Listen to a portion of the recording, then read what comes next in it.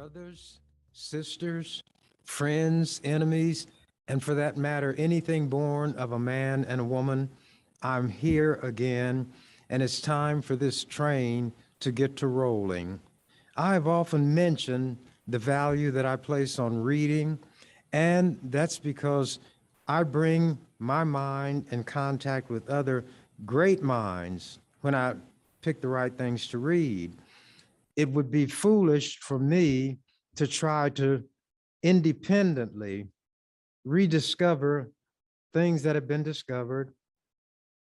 It would be a rediscovery for me, but not in reality and objectively speaking.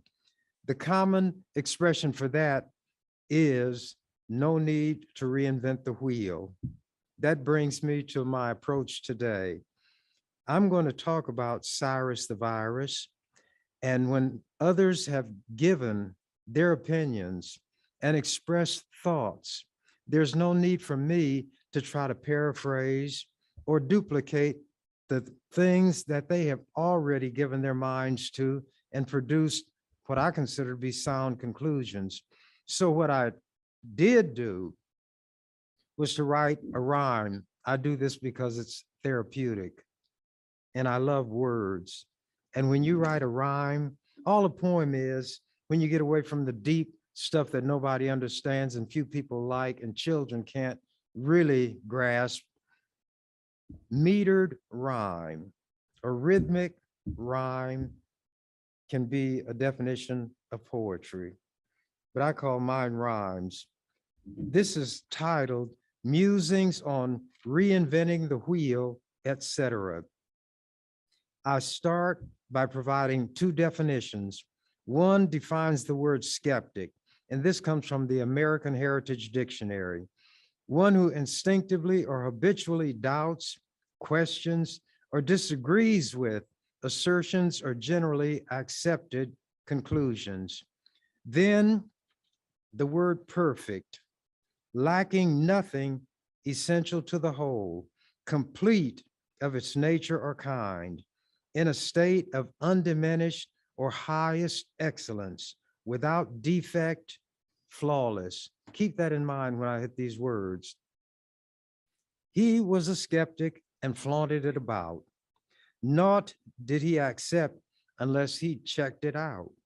Still, when great wisdom his words were displaying, they comprised a Bible verse, a lyric, or a saying.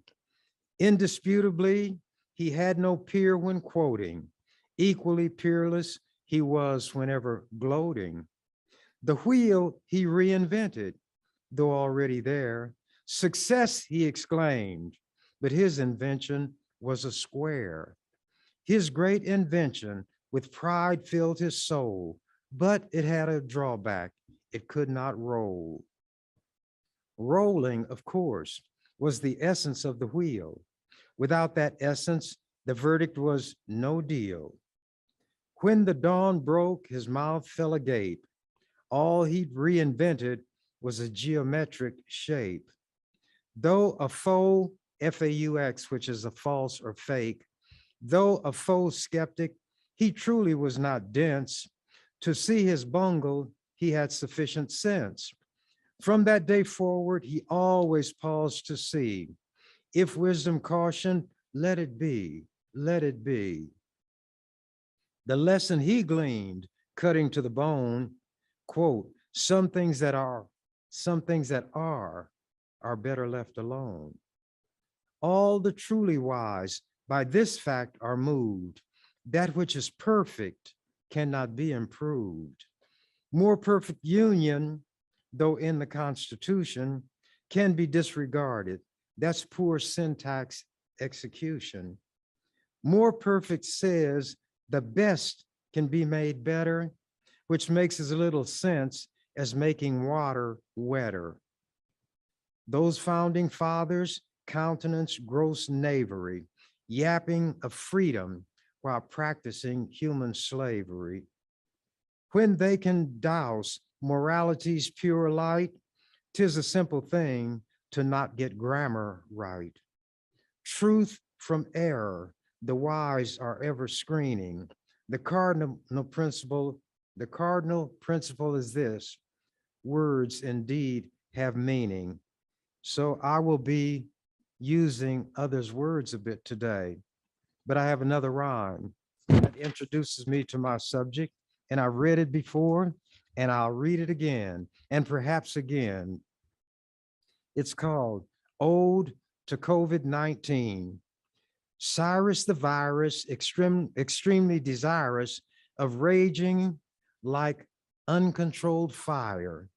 Cyrus the virus did pen on Pyrrhus, would that all humans expire. Cyrus the virus does not admire us.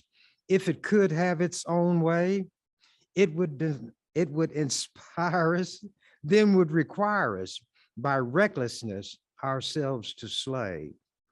Osiris the virus, forget not King Pyrrhus, who dealt the Romans what for?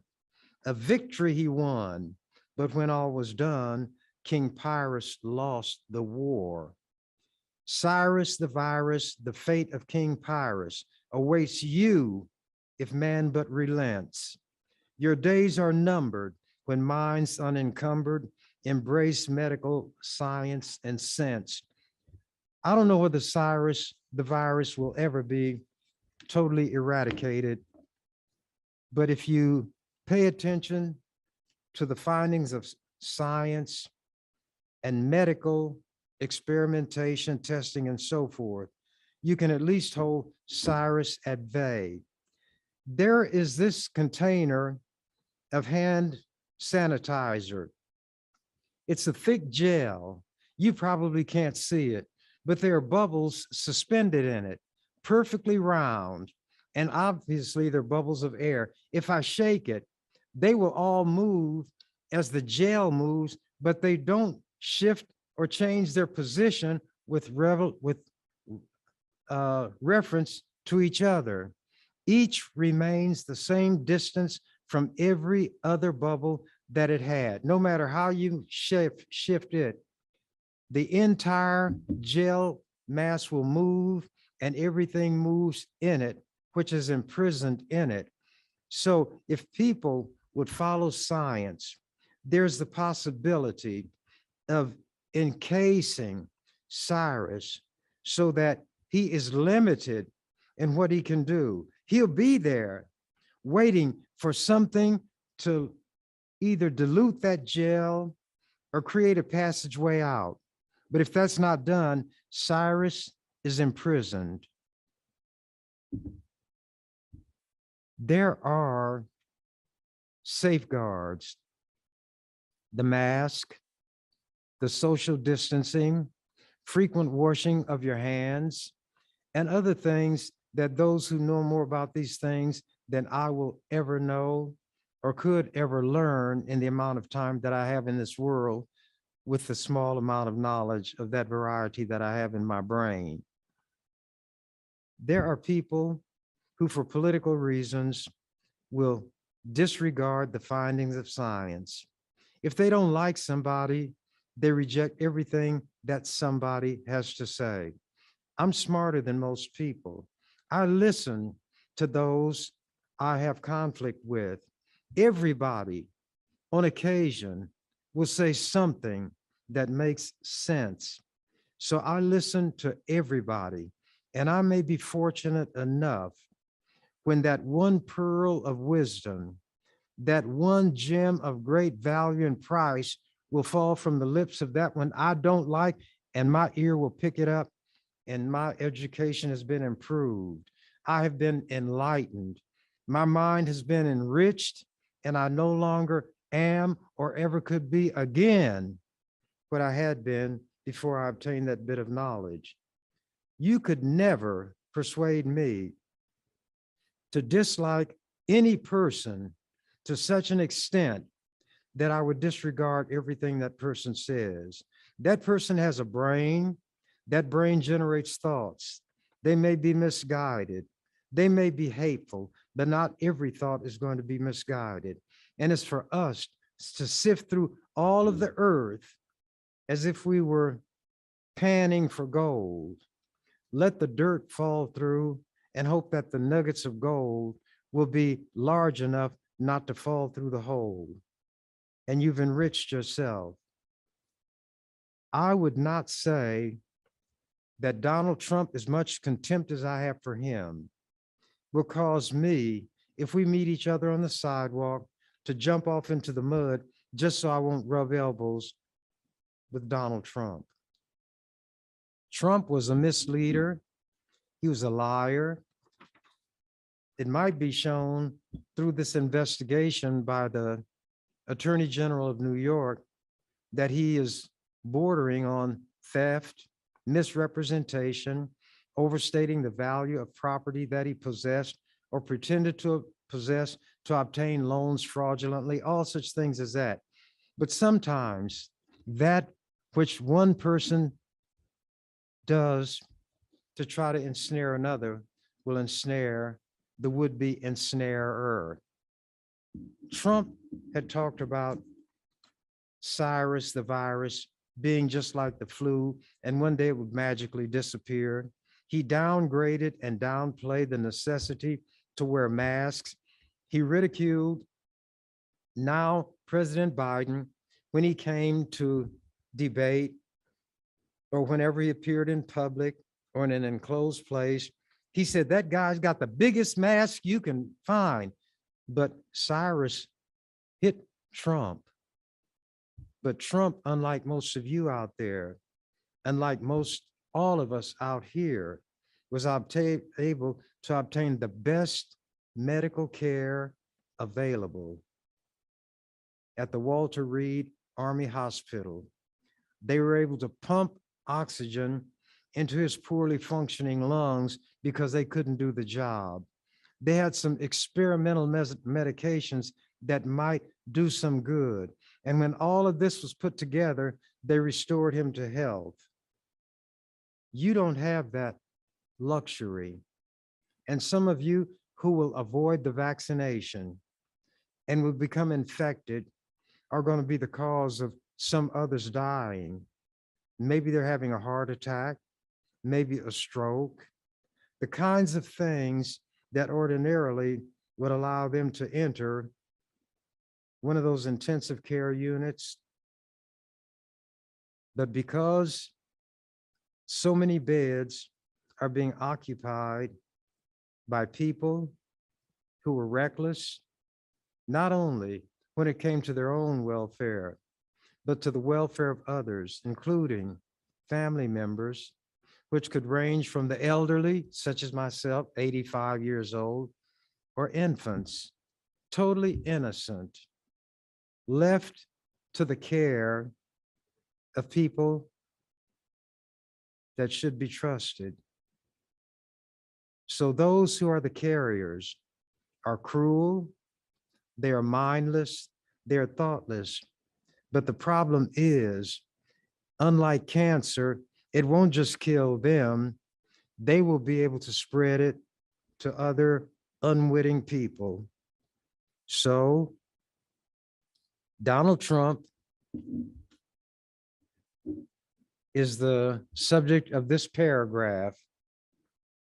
Former President Donald Trump, oh, and it was in the World Herald on December 21st.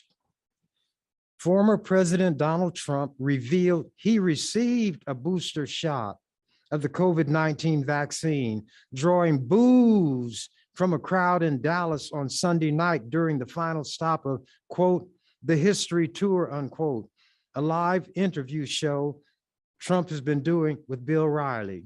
So those very people that he had encouraged to ridicule the vaccination and all of the precautions booed him when he acknowledged that he got sense from somewhere, maybe Manila, or whatever her name is, or Ivanka told him, Daddy, get a vaccination. But at any rate, he did for himself what he had told others to not pay attention to. The following day on Fox News, this is an article that appeared December 22nd, the day after this one I just read. Fox News defended Jesse Waters on Tuesday after he used the phrase kill shot in a speech urging young conservatives to confront Dr. Anthony Fauci in public with a hostile interview. Fauci asked about it on CNN, said that Walters should be fired on the spot, but predicted he wouldn't be held accountable for his language, and he was not. When Fauci spoke to a congressional committee, it was a Senate committee, there's a guy named Rand Paul, who is a doctor, but he's a fool. And Fauci, not being a coward, unintimidated by Paul, as many people are, confronted him and called him out, mentioned how wrong he was, how he had encouraged people to kill, threaten the life of Dr. Fauci. He said, myself, and they are harassing my family. The crazies out there are taking your words and running with them. Then he mentioned things that Rand Paul has on his website, because Paul, being dishonest, was going to lie about the very things he had said. Fauci mentioned that Rand Paul uses his seat in the Senate to fundraise at hearings such as was going on at that point. Paul wanted to deny it, but Fauci held up an example which showed Rand Paul's website saying $1, $10, or whatever the amount was to oppose Dr. Fauci. And Fauci pointed out that this very moment, with what he is doing, he is fundraising politically. That's what the fools will do to make fools out of you fools who believe them. You can believe that Rand Paul, who is a doctor, understands something about viruses, epidemiology, is going to get his shots, his vaccination, and he may deny it. But he is not going to do what he tells you all to do. What he wants is your money and your vote, and he wants you to remain stupid. Hitler pointed out that if you want to be successful in reaching the masses of people, you have to gear what you say to the least intelligent among them. And people will more readily believe the big lie than the small one. And another person had described the public as being like a horse, bridled, saddled, and waiting to be ridden. And the tyrant is spurred and booted and ready to ride them. That's what Trump has done. It's what these other politicians are doing. And I'm one who has never worn a party label. I don't belong to organizations. I don't go to church. I don't do anything that would make it appear that I have a party line that I'm following. If a Republican says something that makes sense, I don't benefit myself by rejecting it just because a Republican said it. If a Democrat says something that's stupid, I'm not going to make myself stupid by trying to justify what he or she said. I don't know and cannot explain every element in the human body, every corpuscle in my body, there are probably viruses I'm carrying, every bacterium, but I'll tell you this, because I don't know, I was smart enough to take the mantra of another person who did not know any more than I know, and maybe not as much, but he knew how to express whatever it is he is. And that's Popeye the Sailor Man. I am what I am, and that's all that I am. So whatever I consist of, whatever composes me is what I am, and that's exactly what I am. So what I intend to do, I've read my part about Cyrus the Virus, and I'll have something else that I wrote that I will read. But the first thing I want to do is read a comment from a lady named Courtney Allen Gentry, who is described as a community columnist who is given a periodic space in the World Herald. It describes her as an RN with a master's in nursing, is a board certified advanced holistic nurse, nurse educator, and coach specializing in the integration of science, spirit, and plant medicine into public health. In other words, a medicine woman, not a shaman, maybe a shay woman, but anyway. This appeared in November of this year as a nurse and public health. By the way, I'm very proud of the fact that not through any choice of or plan of mine that I share DNA with this woman. I share racial heritage with this woman. And she is an example of the level to which we all can rise, notwithstanding the many attempts throughout history by white people to portray us as ignorant and inferior to them. But what amazes me is that whenever Black people are given a chance, they excel and exceed white people. They wouldn't let Black people play baseball with white people, but Black people played baseball among themselves. And when Jackie Robinson came, he did things that had never been done before. Jackie Robinson stole home. That doesn't mean he went and took the plate out of the ground when nobody was looking at it, put it under his arm and went home with it, as white people would say he did.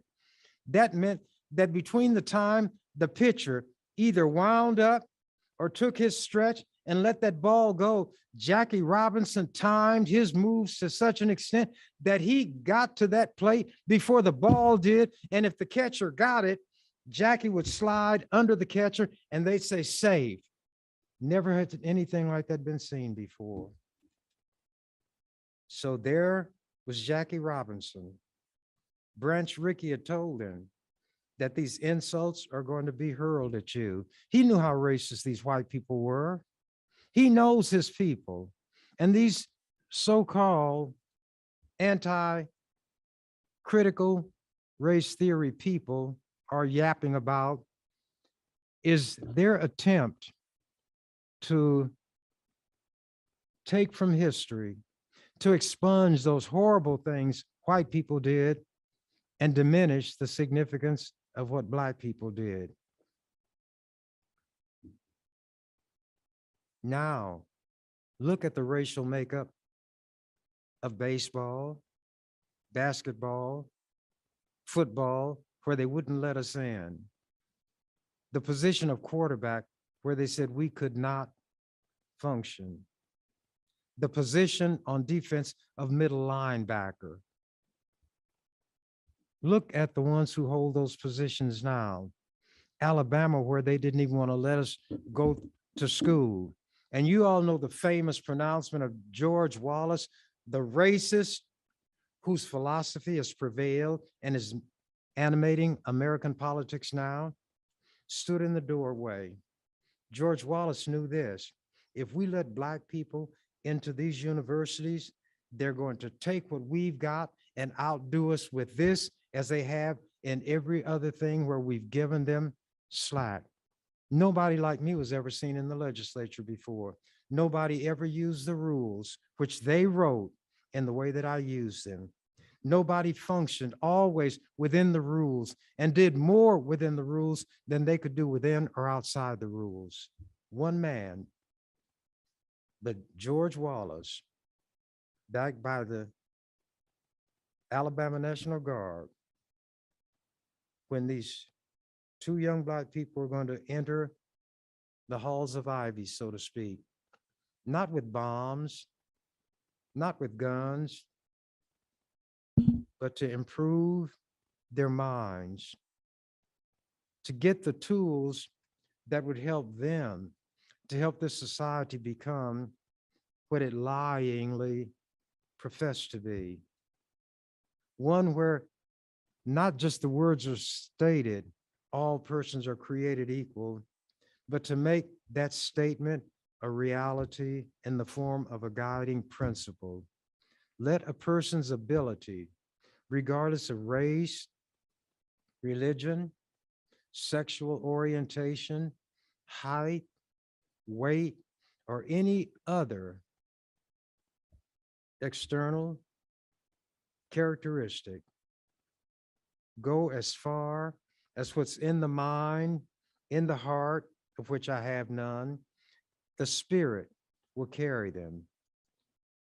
Wallace knew that because he didn't have those things. And he was what you would call an anti-intellectual. And you know what he's famous for? One day I was speaking on the floor of the legislature and I was talking about George Wallace. And I quoted him, segregation today, segregation tomorrow, segregation forever. And there was a state trooper on duty, a black man. And he said when he heard that, he stopped in his tracks because he thought somebody was playing a recording of George Wallace on the floor of the Nebraska legislature. Then he found out it was me and the context in which I did it. That's what George Wallace said. But now, why was Alabama in the football game for the championship of all football? Why did Alabama win the championship in the admittedly toughest football league in the country, the Southeastern Conference known as the SEC? Because of the number of black people they had on offense and defense. Their quarterback won the Heisman Trophy. They have defensive players that have professional teams drooling and licking their chops to try to get them. And there are these white people who are sitting back, like Trump, like Ricketts, saying, we always warned you.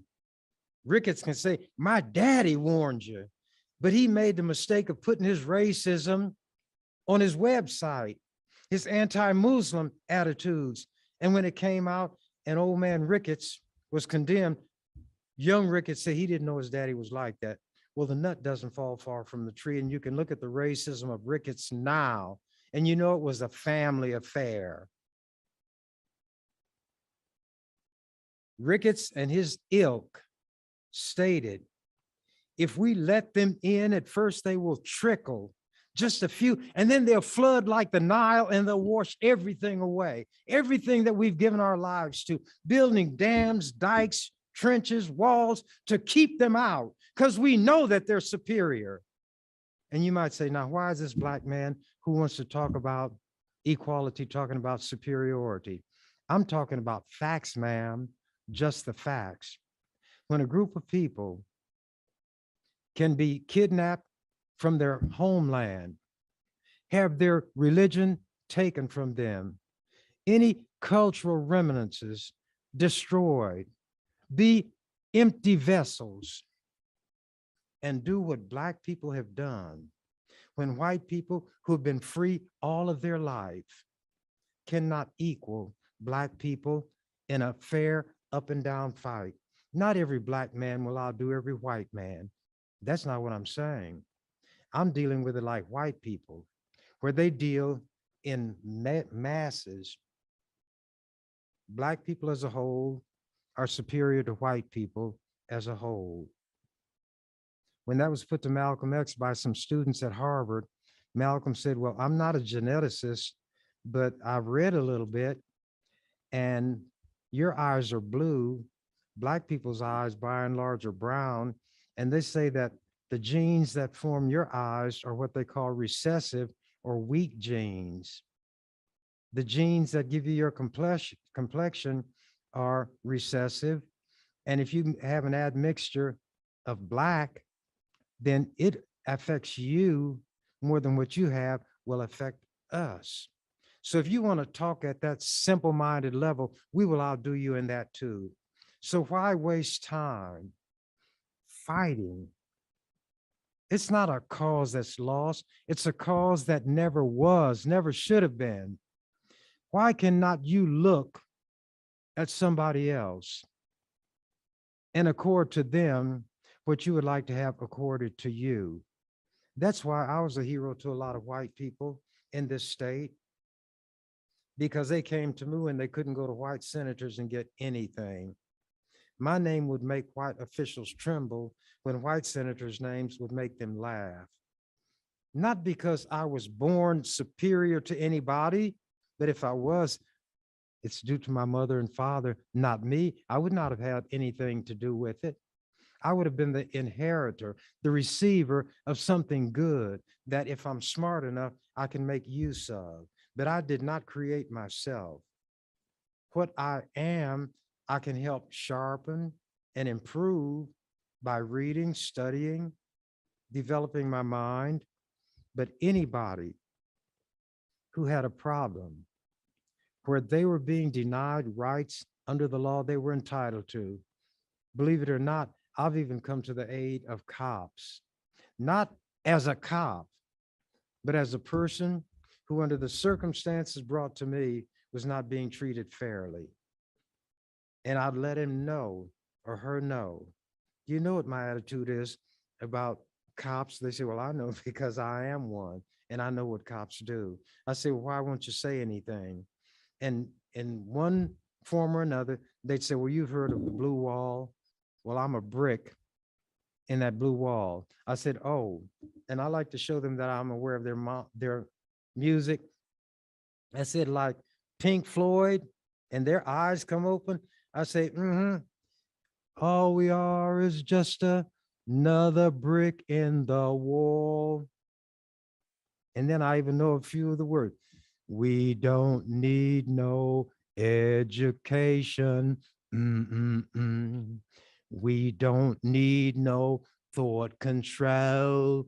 No dark sarcasms in the classroom. Hey, teacher, leave them kids alone. I listen to you all's music. I listen to the words. And people who write music, who write lyrics, often write above the head of those who are going to listen. But those lyricists, musicians, know that there are going to be some people who will look below the surface and get the message that is sub rosa or beneath the surface, the thought behind the words, the thoughts that are between the lines, as well as the thoughts that are on the line. Now to read from my sister, not sister because we have the same parents, but the same heritage. As a nurse and public health advocate, I took an oath to do no harm, but today across the country, firefighters, police, doctors, and nurses refuse to get vaccinated, even though professional vaccine mandates have always been a regular part of working in public service. When did we stop caring for each other? The act of caring for another is considered the earliest sign of a civilized society, according to anthropologist Margaret Mead. Lecturing while holding a healed thigh bone above her head, she stated, "Here is what I believe to be evidence of the earliest true civilization. This healed bone shows that someone must have cared for this injured person, hunted on his behalf, brought him food, served him at personal sacrifice," unquote.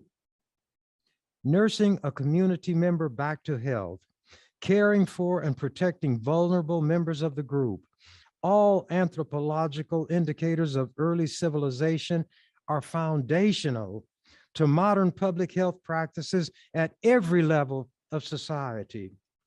The principles of public health, including mandatory inoculation, actually helped birth this nation. According to the publication, Smallpox Vaccination and Early Start of Modern Medicine in America, General George Washington's 1777 smallpox vaccine mandate reduced the Continental Army troop fatality rate from 60% to 1 to 2%. This critically important military strategy ensured the health of the troops while giving rise to military vaccine mandates that continue today. And if you don't think that's so, ask anybody who went to basic training like I did. They got people on both sides of you with needles. And if the right one don't get you, then the left one will. So when you jump from that one, you jump right into this one. Then you bounce off him and this one gets you. Yeah, the military makes you take these vaccinations and it's considered a matter of course, a part of the training, the requirement. Continuing.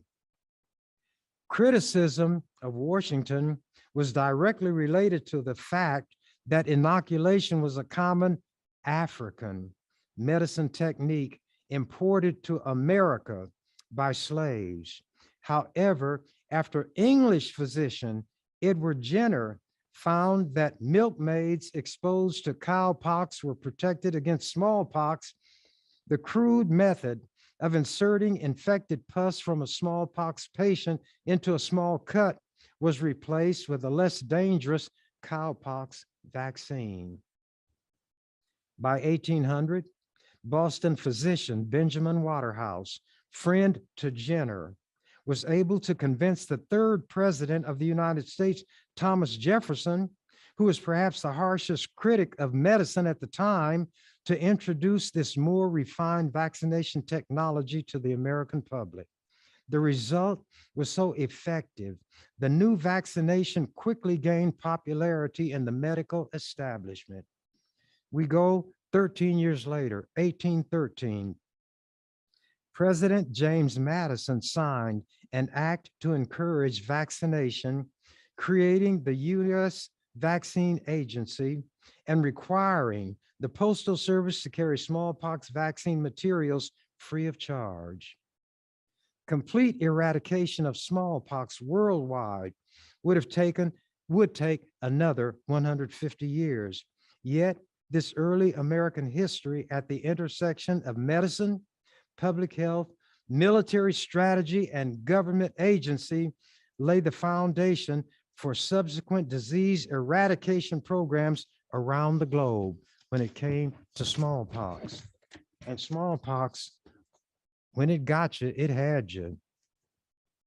And that's when that song came, "You really got a hold on me," and didn't let go. And then Marvin Gaye came along and forecast what these ignorant anti-vaxxers would say. Marvin Gaye said, "Believe half of what you see, son, and none of what you hear." And quiet as it's kept, Marvin Gaye used to play drums with Motown before he sang. And those young girls, they were the Marvelettes or Shirelles who sang "Mr. Postman, Check and See." Marvin Gaye played the drums on that song. I know a thing or two about a thing or two because I read, I listen, I pay attention to everybody and anybody who's got something to say that I think is worthwhile. Mary Alonzo was a great tenor. And one of the songs that he made famous was "Be My Love," and he sang it like nobody. Who would think that somebody who could use the legislative rules like I do and be called the racist names that I'm called, have threats on my life as my daily fare in the form of notes glued to my door, slipped under my door when nobody was there, sent to me in the mail. And you know how the post office would deliver it? They would put the N word before my name, Lincoln, Nebraska, and it was delivered to my office. But anyway, my friends, my enemies, my brothers, my sisters, the neutrals, a diamond properly cut has many facets. And when the light strikes it from this angle, you might see blue, yellow, red. It's like a prism. You pass a beam of light, which is colorless, through a prism, and it'll break that beam of light into the colors of the rainbow that'll be cast on that wall. I learned that in grade school and remembered it. Anyway, back to this. It took more than 150 years for smallpox to be eradicated globally. Based on this history, it is evident to this public health nurse that future generations will be dealing with COVID-19 for a long time before we get complete eradication, if at all. Meanwhile, COVID and its variants will become endemic to populations around the world. There's pandemic, epidemic, then endemic. The pandemic, pan means everything, universal, a panorama.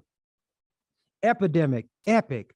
It covers a lot of territory, but it's localized, like to a country or a part of the globe. When it's endemic, then that means it's common, but it's not deadly. It's just one of the other ailments that will strike people. So COVID has to first cease being pandemic all over the world, become epidemic, where there are pockets of it where people don't take proper precautions or don't have the medical technology and know-how. Then endemic, where it's not all over the world. It's not even like that in large pockets, but it's one of the ailments that will afflict people like flu. So when they say it's endemic, the word can be an adjective even, and it's something that is common or found with something. Just thought I'd throw that in, a little bit of syntax properly utilized, but continue. Oh, and by the way, there are other coronaviruses, but to distinguish this one, the COVID-19 is one of those words that you make by putting letters together. COVID, the CO is for corona, the VI is for virus, the D is for disease, coronavirus disease, and the 19 is the year that it came, 1999. So now you know what COVID-19 stands for. A lot of things that just float around will have a meaning that most people don't stop to find out. Why should they? They don't need it. Everybody knows what that term means, even though they don't know what all of the parts of it mean. But let me continue. We are now employing nurses to staff our hospitals who are willing to put patients at risk due to political beliefs. This is evidence that caring as a paradigm of nursing is on the decline and a true indication of the decline of our civilized society. As a Black nurse leader, I refuse to work in an environment where healthcare workers are more concerned about their political beliefs than the populations we serve. Nor would I want to be a patient in a hospital where I'm at risk of getting a hospital-acquired infection from staff, believing their rights as an individual supersede the rights of a sane society. For the patients they serve, profess to serve, pretend to serve, purport to serve. Indeed, for people of color, this scenario presents the primary reason why I decided to risk my immunocompromised status to get the jab. In other words, to get the vaccination, protecting myself against the possibility of dying in hospital systems, courting unvaccinated hospital staff is the best way to take personal responsibility for my health as a Black woman. It was the intentional withholding of medical treatment for Black people in the Tuskegee studies where they infected people with syphilis, Black men, and then prevented them from being given medication. It was the intentional withholding of medical treatment from Black people in the Tuskegee studies that helped establish the legacy of government distrust and vaccine hesitancy in the Black community today. Today, though, Black people today have free access to life-sparing COVID-19 vaccine technology. We can take comfort that America's first vaccine technique was imported by African ancestors. And today's Moderna vaccine, which I got, was developed by Black immunologist Kizimekia Corbett. Thanks, Dr. Corbett. I feel I can take personal responsibility for my health with a trusted immunization. I am happy to continue my commitment for caring by modeling healthy behaviors that demonstrate care, and we could all use more care. Our civilization depends on it. Then, because I believe in practicing what I preach or preaching what I practice, and I've read this once before, but I put this in the World Herald, November 18th.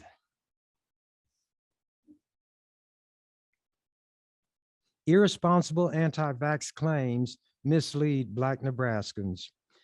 Frustration, thy name is COVID-19, AKA Cyrus the virus.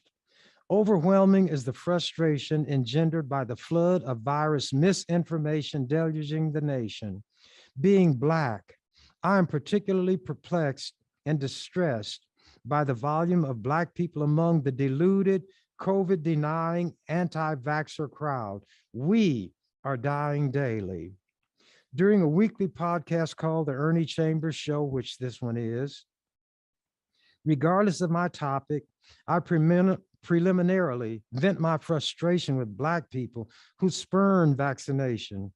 Between two people, one of whom speaks only English and the other only Greek, there can be no meaningful oral communication. When in Rome, due to the deference paid to religion by many in the Black community, I resort to a scripture-based appeal speaking their language, comprising a series of biblical verses. Jesus described you all, talking about my Black brothers and sisters, when he warned, they will not be persuaded though one rose from the dead, Luke 16:31. Let them alone. They be blind leaders of the blind, and if the blind lead the blind, both shall fall in the ditch, Matthew 15:14. Nevertheless, deeming myself to be my brothers and my sister's keeper, I forge onward, echoing prophet Jeremiah's anguished lament.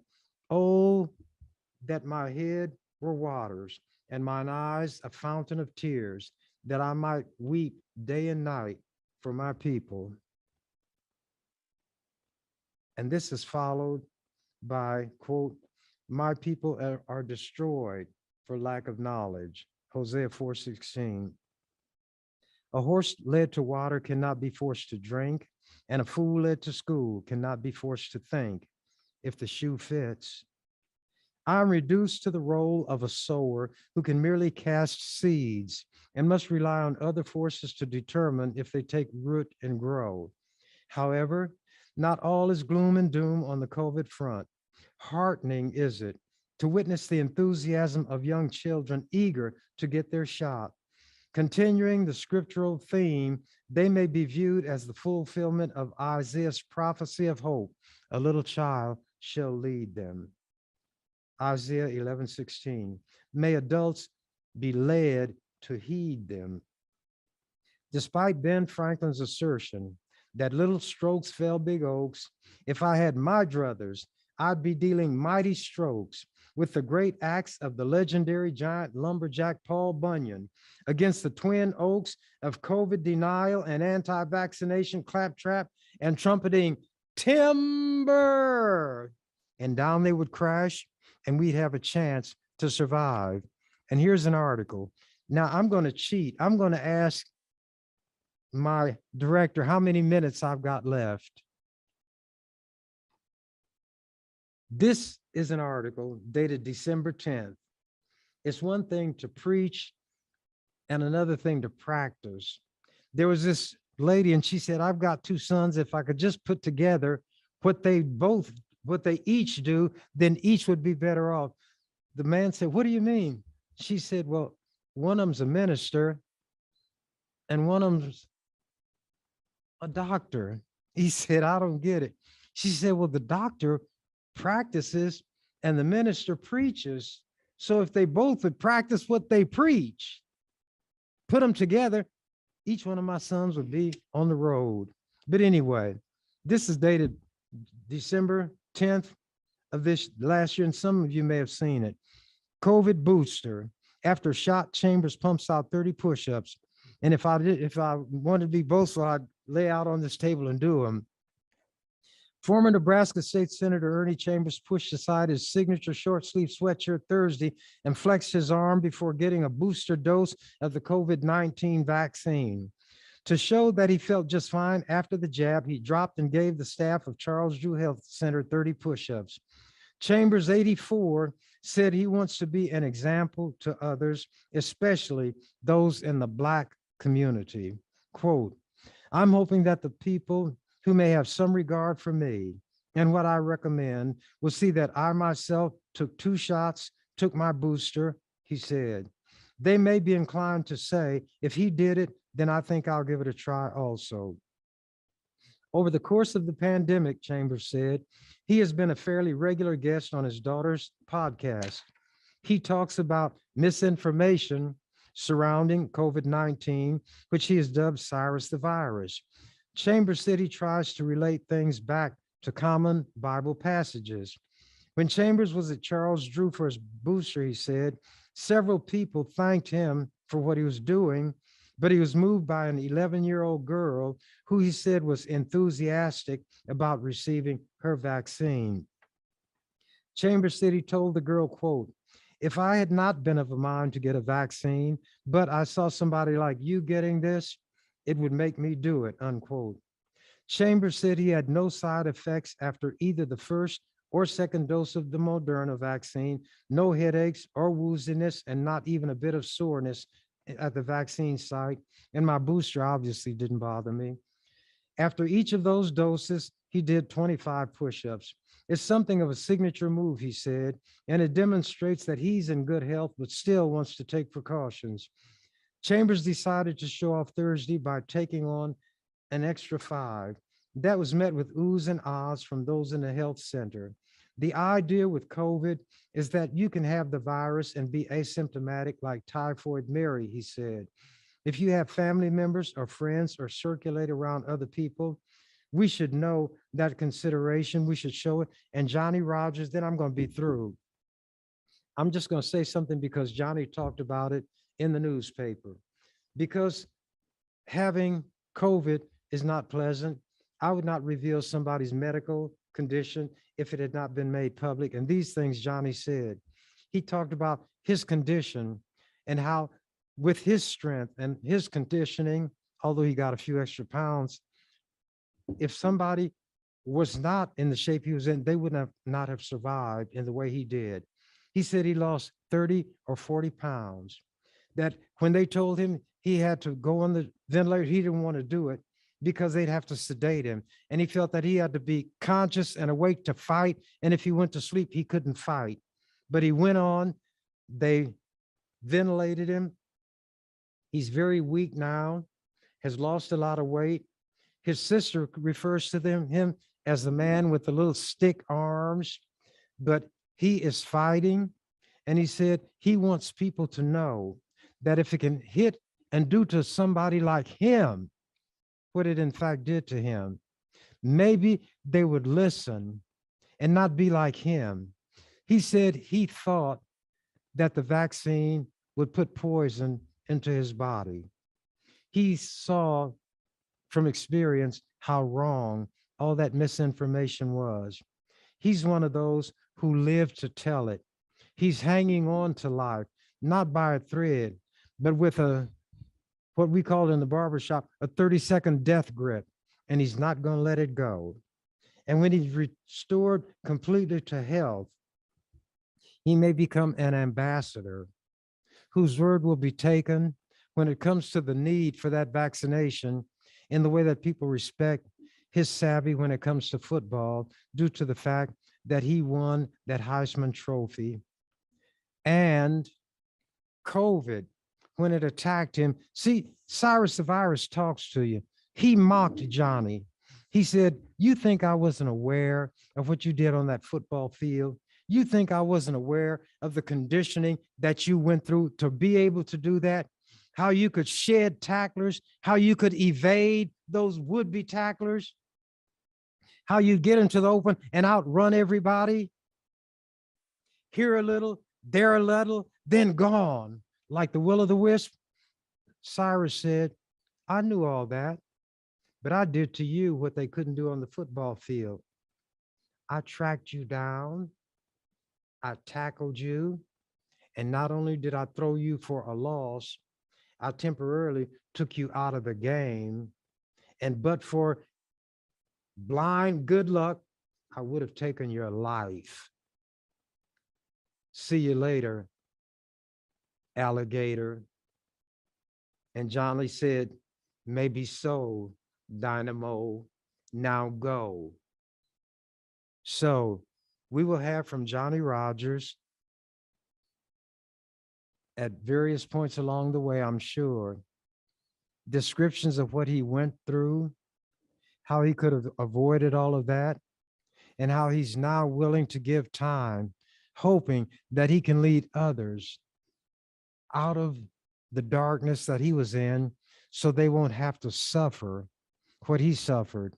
They say experience is the best teacher, and some will have no other. There are people in graves now because the experience they got did not teach them. It ended their life. Some left infant children, some left teenagers, some left a wife, some left a husband, some left grandchildren. And these things are real. You can laugh at me, you can mock me, but you can't change reality. Cyrus, the virus, is desirous that all human beings expire. And he's doing all he can to make that happen. And he has a lot of handmaidens and male servants who are assisting. Misinformation, false information, and they see a political party line as being more important than the reality. This society can never heal itself when individuals will not do what they can do to heal their own individual bodies. And I've said enough, and I will sign off as I've become accustomed to doing. When the canary saw that the door to the cage was open, he said, "I'm out of here."